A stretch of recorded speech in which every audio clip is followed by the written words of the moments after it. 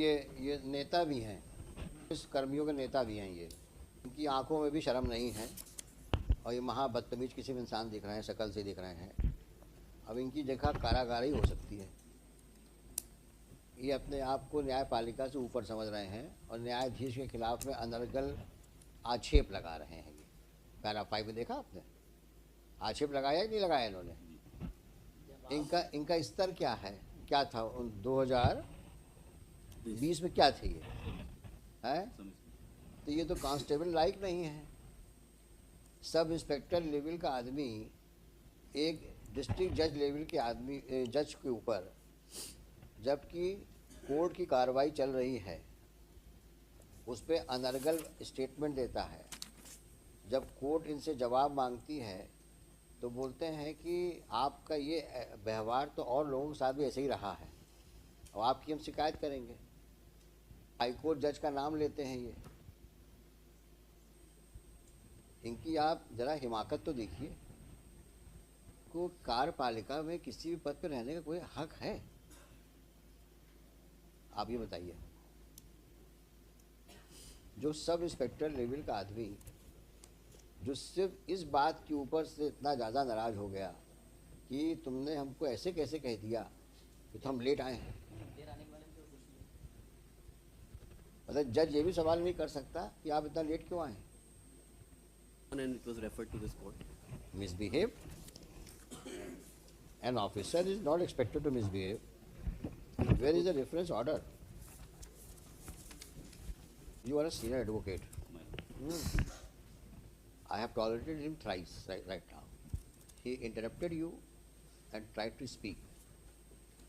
Either you withdraw and let me handle him, or if you want to argue on his behalf, then ask him not to speak.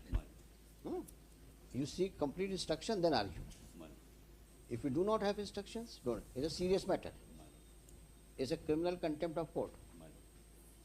This man go to jail also. This man may be removed from service also. So if he is hyper, then he will show him his place. Please don't take it so casually and please don't smile. I mean what I say. It's a serious matter. Have you seen the last order sheet? He has aggravated the contempt. Read the order sheet. Please read the order sheet. What my Lord the Chief Justice has written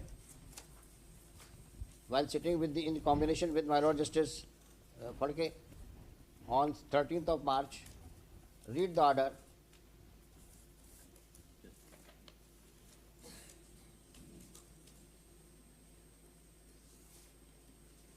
The accused is present in the court. He submits that he may be granted time to file additional reply. The accused has already filed his reply. He has submitted his apology with his will to drop the contempt proceeding. Apparently, he is not pressing the said application for furnishing apology to the court. He wants to contest the matter on merit. Therefore, he seeks time to file his reply. In his further contention that notwithstanding the alleged incident, he has chosen to make remarks even against the judge who has initiated the proceeding for contempt. Statement are made against the very judge himself. Be that as it may, we are of the considered view that not only the apology is being not pressed by the accused, but he seems to be aggravating the contempt by making allegation on even against the judge who has initiated the proceeding for contempt. Now what do you say about it? You were present in the court. Did he say so or not? His statement is recorded by the bench. If this is his conduct, that he is not even prepared to budge, how do you expect us to be relentiful? Let us know. If he is not prepared to behave himself and still has an audacity to say that still he makes an allegation against the judge. If this is the way, and that's a demeanor of this person, how he should be dealt with the court, dealing with the criminal contempt of court? You are senior advocate, you please assist us. if before the bench the contender says that he is still, the words used are that even against the judge, he has chosen to make remarks even against the judge who has initiated the proceedings for contempt. Statements are made against the very judge himself. Do you think he deserves to be in service?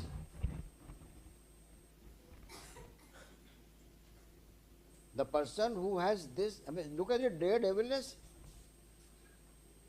before a bench headed by the Chief Justice. He makes a statement of the nature recorded in the order sheet. And he is just a sub-inspector. Sub-inspector? Ah. In the first leg of his submission, he said, I tender an apology.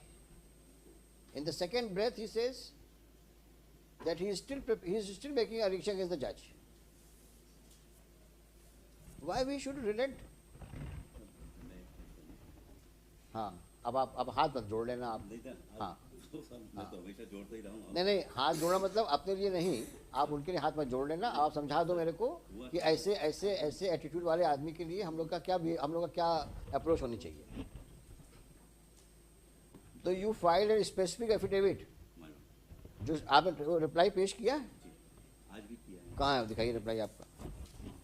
अच्छा, ये नेता भी हैं. इनका para 5 में देखा आपने क्या कहा इन्होंने? ये पुलिस कर्मियों के नेता भी हैं. ये पढ़िए क्या लिखा है.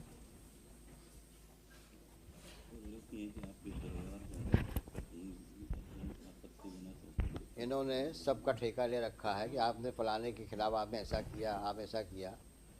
तो इनकी आंखों में भी शर्म नहीं है और ये महा बदतमीज किसी भी इंसान दिख रहे हैं, शक्ल से दिख रहे हैं.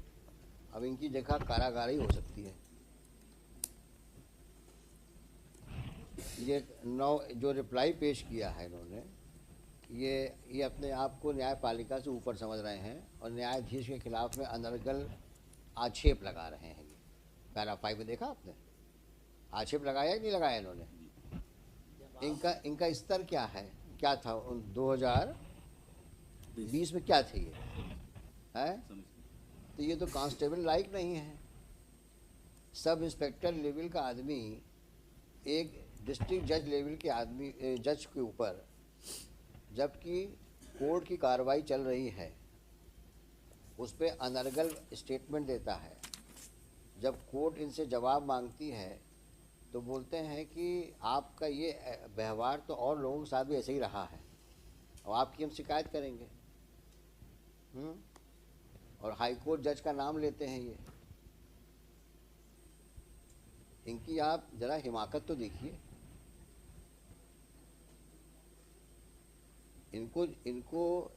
इनको कार्यपालिका में किसी भी पद पर रहने का कोई हक है? आप ये बताइए. जो सब इंस्पेक्टर लेवल का आदमी, जो सिर्फ इस बात के ऊपर से इतना ज़्यादा नाराज़ हो गया कि तुमने हमको ऐसे कैसे कह दिया कि तो हम लेट आए हैं. मतलब जज ये भी सवाल नहीं कर सकता कि आप इतना लेट क्यों आए, और फिर उसको धमकी दे रहे हैं जज को आप कि तुम्हारी शिकायत मैं डीजी पुलिस से करूंगा और हाईकोर्ट जज से करूंगा. मैं नाम नहीं लेना चाहता जज साहब का, नाम लिखा है इन्होंने, और उसमें भी कोई सम्मानपूर्वक नाम नहीं लिखा है. जैसे अपने दोस्त यारों से के बारे में बोल रहे हो, हम फलाने से बोलेंगे. जिस आदमी के अंदर इस प्रकार की बदतमीजी कूट के भरी हो, उस आदमी को आप क्या समझते हैं? हम लोग को छोड़ देना चाहिए. और इसका इफेक्ट क्या होगा लोअर जुडिशरी में? आज सीनियर जज को आप इस प्रकार से आप बात करते हो, ये आपका डेमेनर है, ये कंडक्ट है.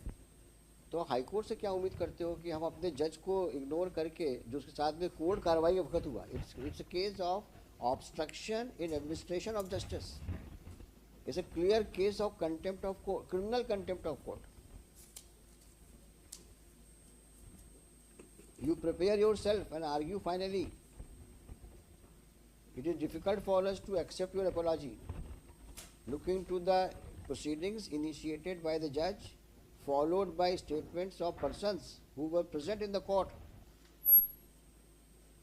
and who have consistently stated about his conduct in the court. And this is further aggravated with the kind of reply he has given in the court on 9-1, on 11-1, para 5. And on the top of it, his demeanor